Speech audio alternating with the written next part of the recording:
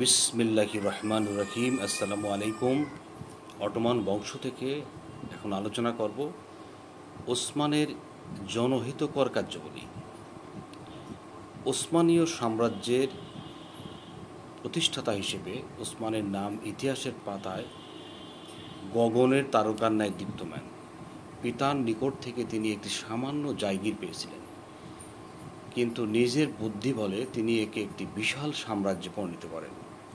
তার সাম্রাজ্য বসফরাস থেকে কৃষ্ণসাগর পর্যন্ত বিস্তৃত ছিল। তিনি এ বিশাল সাম্রাজ্যের উন্নতি বিধানের প্রতি সচেষ্ট ছিলেন।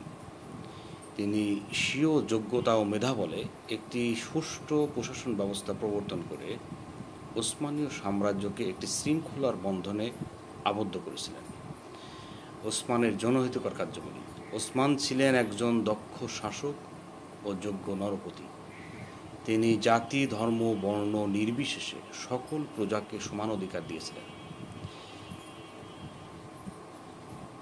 ওসমান সুলতান উপাধি গ্রহণ না করে আমির উপাধি নিয়ে সন্তুষ্ট ছিলেন। তিনি যা করেছিলেন তা কেবল অটোমান সাম্রাজ্যের স্বার্থেই করেছিলেন। ওসমান ইসলামের একজন একনিষ্ঠ সেবক ছিলেন। সিংহাসনে আরোহণ করার পরপরই তিনি ইসিক শহরে একটি মসজিদ নির্মাণ করেন।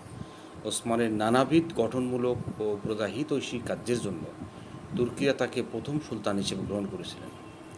এ সম্পর্কে ঐতিহাসিক এডওয়ার্ড গিবন বলেছেন যে ওসমান পৃথিবীর মধ্যে অন্যতম বৃহত্তম রাজ্য প্রতিষ্ঠা করেন। এছাড়া ওসমান ছিলেন সরল ও অনাড়ম্বর প্রকৃতির। মৃত্যুকালে তিনি ধনরত্ন কিছুই রেখে যাননি। প্রজাদের প্রতি তিনি খুব দয়ালু ও উদার ছিলেন। তিনি যুদ্ধলব্ধ সম্পদের একাংশ গরিব দুঃখীদের জন্য রেখে বাকি অংশ সৈন্যদের মধ্যে ভাগ করে দিলেন। লর্ড এভারসেলি ওসমানের ন্যায়পরায়ণতা, ইসলাম প্রীতি ও রাজ্য পালন সম্পর্কে যে উপদেশ লিপিবদ্ধ করেছেন তাতে তার চারিত্রিক মহত্ব উদ্গারিত হয়েছে।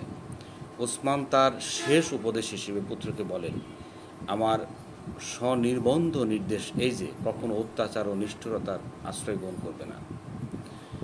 তোমার শক্তি দ্বারা বিজিত স্থানে ইসলাম প্রচার করো। সর্বদা গুণী ব্যক্তিদের সম্মান করবে এবং শরীয়তের নিয়মাবলী পালন করবে।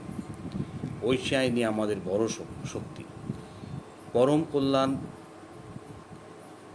পরম কল্যাণময়ের পথেই আমাদের সমৃদ্ধি।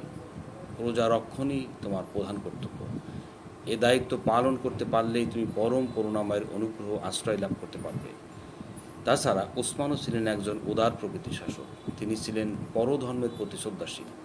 তিনি সাম্রাজ্যের শিক্ষা বিস্তারের জন্য অনেকগুলো শিক্ষা প্রতিষ্ঠান নির্মাণ করেছিলেন। তিনি অনেকগুলো রাস্তাঘাট নির্মাণ করেন। তাছাড়া কৃষির উন্নতি বিধানের জন্য তিনি সে ব্যবস্থার উন্নতি করেন। তাছাড়া তিনি অনেকগুলো সরাইখানা নির্মাণ করেছিলেন। আর প্রজাদের প্রত্যেককে যাতে ন্যায় বিচার লাভ করে তিনি সেদিকে বিশেষ দৃষ্টি নিবদ্ধ করতেন। অধিকন্তু অনেক জ্ঞানীগুণী ব্যক্তি সুফি দরবেশ তার দরবারে সমাদৃত হয়েছিলেন। পরিশেষে বলা যায় যে ওসমান শুধুমাত্র একজন বিজেতাই ছিলেন না, বরং সাম্রাজ্যে বিভিন্ন জনহিতকর কাজের পৃষ্ঠপোষক ছিলেন। তিনি বিভিন্ন ধরনের পূজা কল্যাণের দ্বারা সাম্রাজ্যের শক্তি প্রতিষ্ঠিত করেন।